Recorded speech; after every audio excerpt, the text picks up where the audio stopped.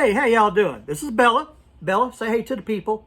She's a little camera shy, but me and Bella have deep theological discussions sometime. So I'm going to put Bella down and we're going to talk.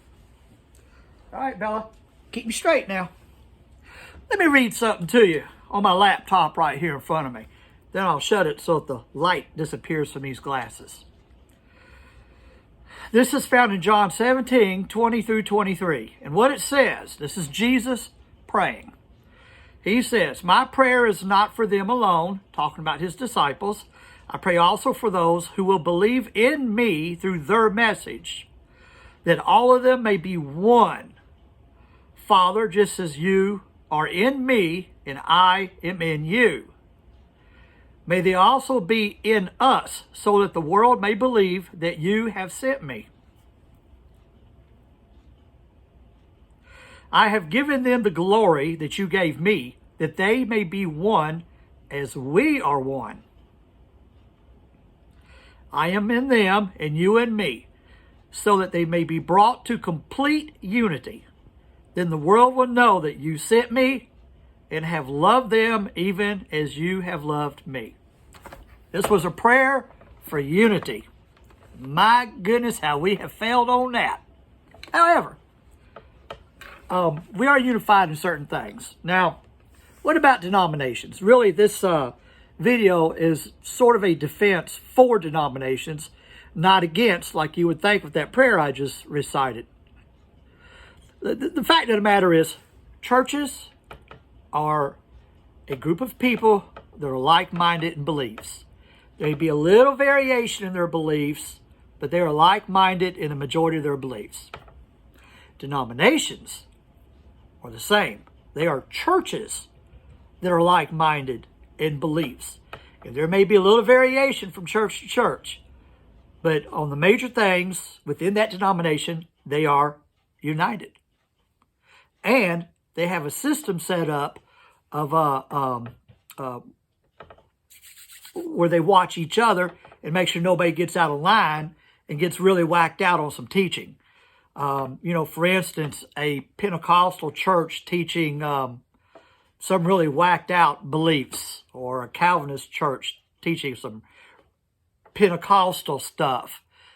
Things that, each denomination has its distinctives that make it that denomination. Just stereotypical right off the hand. Baptists believe in once saved, always saved. Presbyterians believe in predestination. To be honest with you, the Presbyterian form of predestination that says once saved, always saved makes more sense to me than the Baptist version. That's just me, okay? And then you have, regarding that same issue, Pentecostals who believe that you can lose your salvation, and Catholics who believe you can lose your salvation. Pentecostal distinctive, speaking in tongues, firmly believing in the gifts of the Spirit in a tangible way today. Now, and I'm Pentecostal, if I were to go to a Presbyterian church, they call it the Church of the Frozen Chosen, and I'm not making fun. I've went to Presbyterian church for a while, and they made jokes about themselves. If you can't laugh at yourself, then it's a sad world you live in. Anyway, if I were to go in there and every time the preacher said something, I said, "Amen. Amen, brother. That's right. That's right." Everybody in that church would probably look at me, and I don't think anybody would be so rude, but they may kind of wish I just wouldn't come back. And many of the Presbyterian churches now go, "Oh, no, we would never wish that." Look here. If I was an aggravation in your congregation, you'd want me to leave or behave. I've seen it in Pentecostal churches. They have this thing called strange fire. This is where someone gets up and just goes a little bit beyond what is considered rational and normal for a Pentecostal church. And I have seen Pentecostal pastors stand up and go sit someone down who was getting out of hand with strange fire.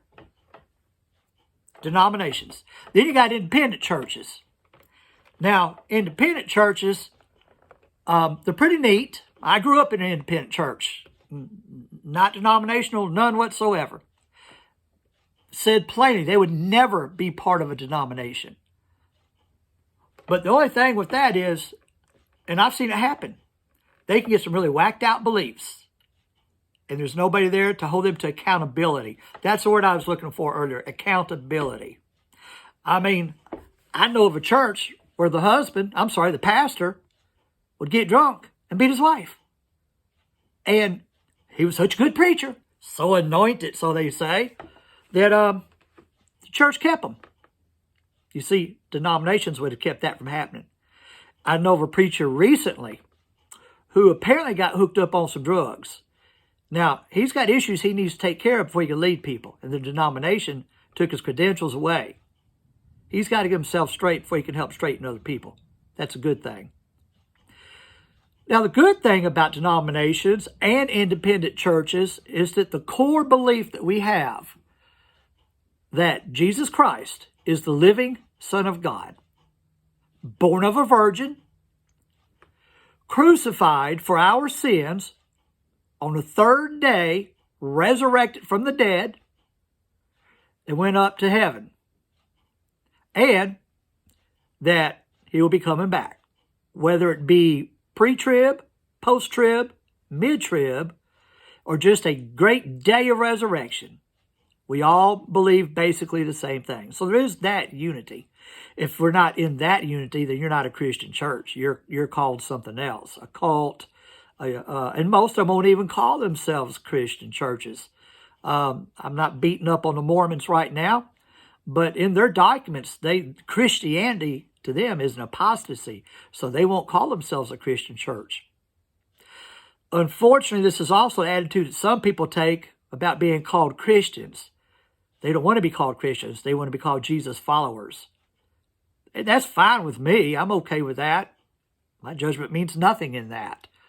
But I prefer just to be called a Christian that loves Jesus. Because you don't love Jesus, you're in trouble anyway. Yes, this is a defense of denominations, not particularly against independent churches, and for the prayer unity of Jesus. I hope I didn't drag on too long. I hope I didn't rant and rave. By the way, don't forget to give me a thumbs up on this video if you like it. Pass it around to your friends. And if you listened to it this far, thank you. If you have any questions or anything you want to discuss, put it in the comments below. Look here. Jesus loves you.